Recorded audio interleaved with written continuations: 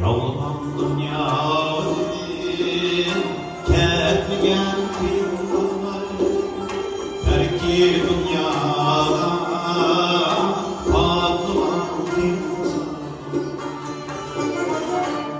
Sınavdım yarim, ketmeyen kim var?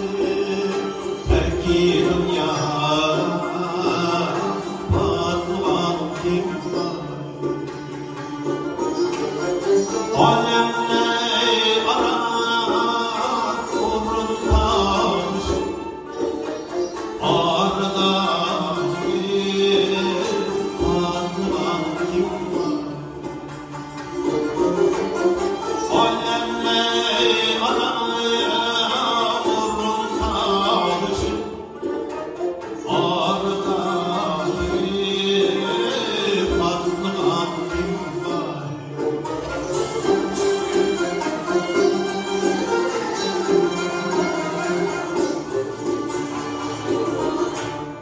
Cennet dünya ki uzakta bulmayı, ahiri bir yanılan kim var? Baki aleyhine geçti hem işini beğendiyen kim var? Baki aleyhine geçti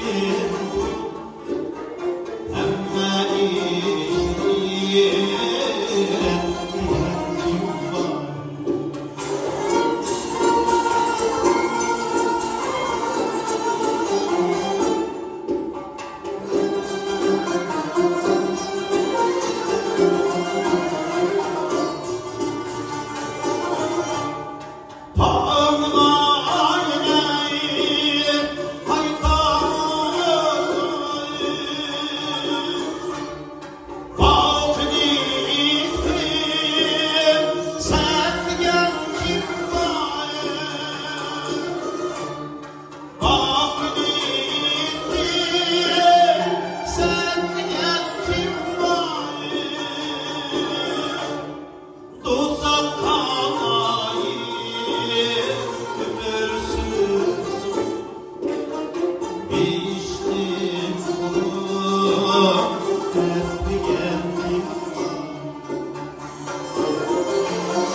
Uzak kalmayı ömürsüz